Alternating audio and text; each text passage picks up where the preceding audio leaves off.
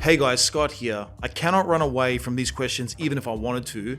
People keep asking me the same thing. They say, Scott, you keep talking about property prices rising in Australia and you keep saying a crash is unlikely, but look around. New Zealand crashed, Canada crashed, China has gone through one of the biggest property collapses we have ever seen.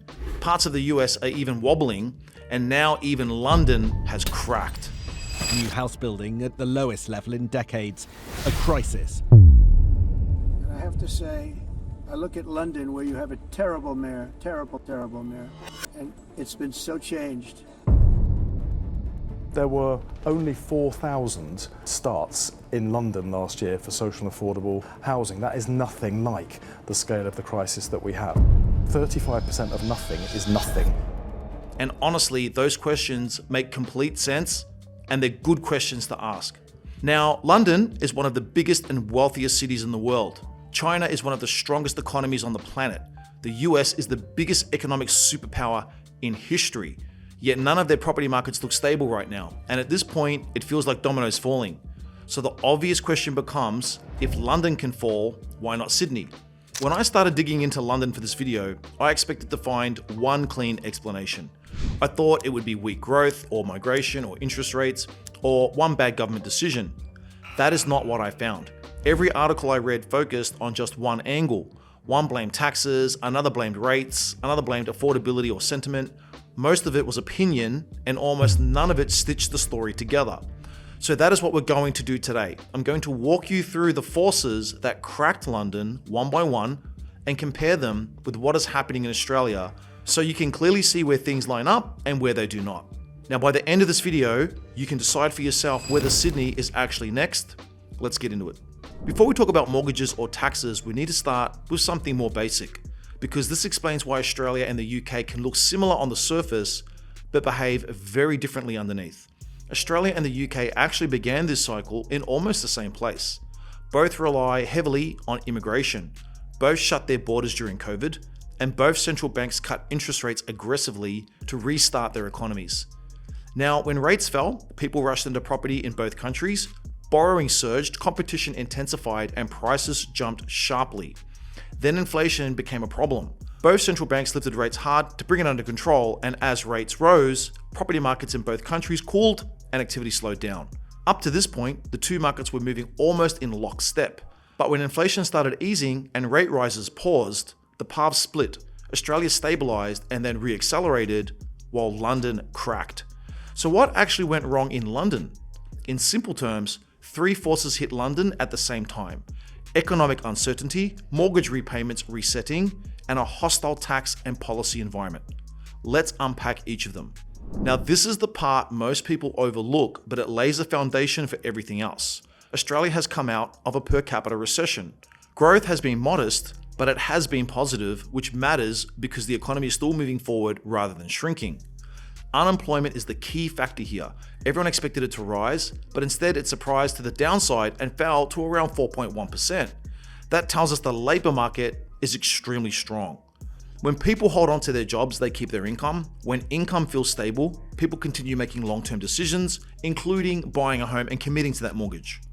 Low unemployment does not guarantee prices rise forever, but it significantly reduces forced selling because most households can still service their loans even when costs rise. Now, London, on the other hand, has seen unemployment rise sharply. This is a very different story.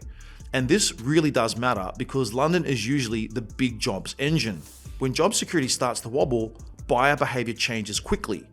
Even people who are still employed become cautious when the mood around them deteriorates. They stop upgrading, they stop stretching, and they stop bidding aggressively because they do not want to take on large debt when the future feels uncertain. Prices fall when confidence breaks. Buyers stop pushing prices higher because they are unsure, and sellers start accepting less because they feel pressure. You do not need a full collapse for this to happen. You only need enough hesitation on one side and enough stress on the other. London did not fall out of nowhere. Confidence was already cracking before prices did. This is one of the biggest structural differences between the two countries. In Australia, most borrowers are on variable rates or short fixed terms. That means when rates rise, the pain arrives early and gradually. households adjust step by step. They have an opportunity to cut discretionary spending, delay renovations, and do whatever they can to hold onto the home. The adjustment is slow, not sudden. Now listen to this carefully, because this is the part that actually decides whether a housing market cracks or holds together. Australia's lending rules are conservative by design. APRA requires banks to assess borrowers at least 3 percentage points above the rate they actually pay. If you borrow at 5%, you must still be able to service that loan at 8% before it is approved. On top of that, debt-to-income limits restrict how much risky debt households can take on. This means most borrowers were already stress tested for higher rates before they ever took out the loan. So when rates rise, the system bends, but it does not snap. The UK mortgage system works very differently. Many borrowers fix their rates for 3 to 5 years. When rates were slashed after COVID, households locked in extremely low repayments and locked them in for years. When rates later rose, the pressure did not disappear. It simply built quietly in the background. Then the fixed period ended. Households went from ultra-low repayments to much higher repayments in one sudden step. That is a mortgage cliff, not a gradual adjustment. On top of that, to make matters worse, the UK removed its centralised serviceability buffer in 2022. This allowed banks to set their own stress tests. Many borrowers were allowed to borrow close to their maximum limit without being tested for much higher rates.